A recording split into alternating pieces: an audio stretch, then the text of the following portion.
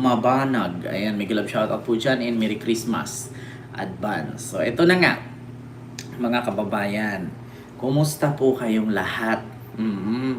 Ngayon, meron po tayong pag-uusapan. Ma'am Imelda, hello po. And kay Sir Ben in Sibugay. Ayan. Oh, mga DDS, hindi sila happy. Ma'am Maria Almorte, hello po, Merry Christmas. Ayan, so ito na mga kababayan, 5 minutes na tayo. Nako po, magugulat po kayo sa malalaman ninyo ngayon, mga kababayan.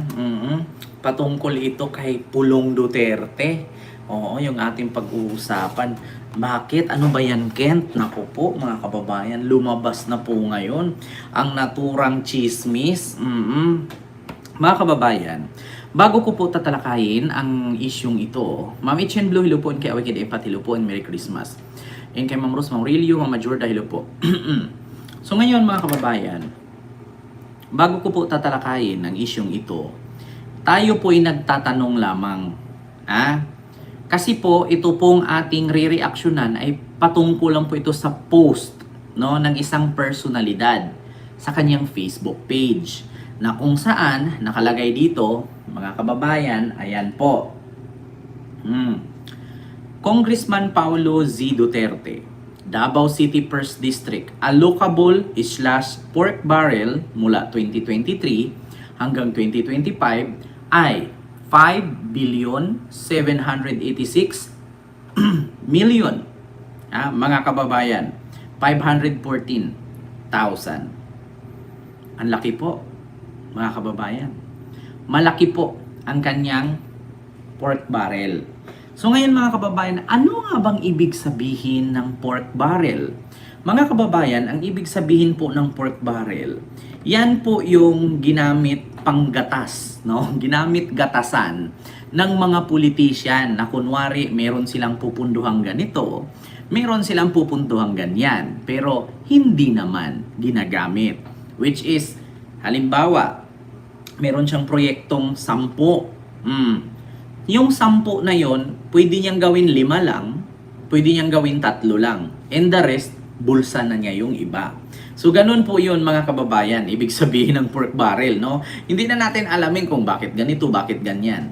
So ito po mga kababayan, mula po ito kay Mark Rosimo. Ayan, si Mark Rosimo po ang nag-post. Ito po ang nakalagay mga kababayan, and before this was the 51 billion infra. Next naman, go go go Pulong, I mean Davao City, go go go Davao. So ang pork barrel daw ni Pulong ay umabot ng 5.7 billion pesos. So meron pong nakalakip, ito po ang isa mga kababayan. Ayan, allocable per district. Ito, basahin natin.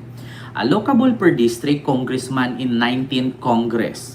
Allocables are district congressmen pork barrel allocation lodged in the National Expenditure Program or the President's budget. It was determined by former DPWH Undersecretary Maria Catalina Cabral at the onset of the Marcos administration and has been effective since 2023. Click the allocable per year, header the arrange the amount from highest to lowest and vice versa. So, Paulo Z. Duterte. Ayan po, mga kababayan. Region 11. Legislative District, Davao City, 1st District. Representative. Ayan po, Paulo Duterte. Nakalagay po yan ha, may region.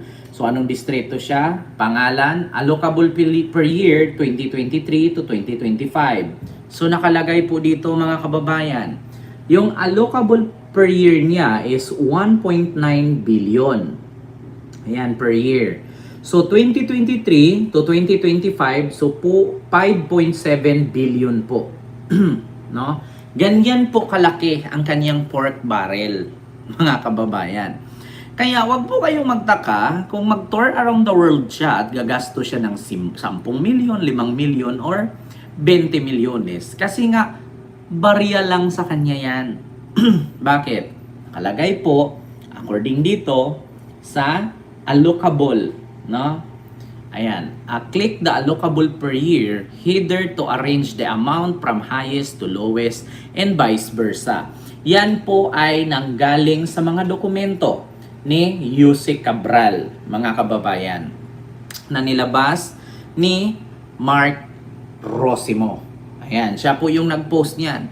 Na ang nakalagay dito, allocable per year, 1.9 billion. Per year ito ha, mga kababayan.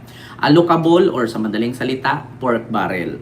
So 2023, 24, 25, so 1.9 billion times 3 is equivalent to 5.7 billion. Mga kababayan, pag sinabi po nating 1 billion, para pong kotse na Wigo yan. Alam niyo yung kotse na Wigo? Toyota Wigo?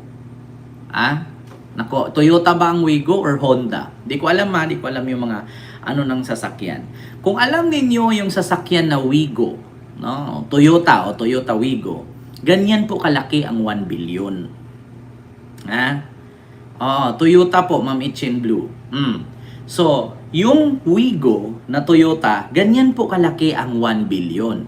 So, kapag sabihin nating 5.7 billion, so 5 Toyota Wigo po yan. Ang Toyota Wigo, mga kababayan, isang dipa kwadrado yan. Isang dipa pahaba, isang dipa sa harap, isang dipa sa kabila, isang dipa sa likod. So, ganyan po kalaki ang 1 billion. At ang taas po niya, mga kababayan, ay 4 feet.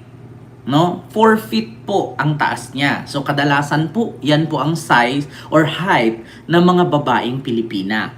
4 feet or 4'2", 4'3", di ba? Mga kadalasan sa mga babaeng Pilipina. So, ganyan po kalaki ang 1 billion. Isang singlaki ng Toyota Wigo. So, 5 billion po ang kanyang pork barrel. So, sa madaling salita, 5 Toyota Wigo. Ang dami ng pera. Ngayon, mga kababayan, ang tanong, saan po ito ginamit? Saan po ito dinala? Nagtatanong lang po. Kasi ito po, mga kababayan, ay lumabas po ito sa dokumento ni Yusek Cabral. Nako po, mga kababayan. Marami pa pong lalabas niyan, mga kababayan.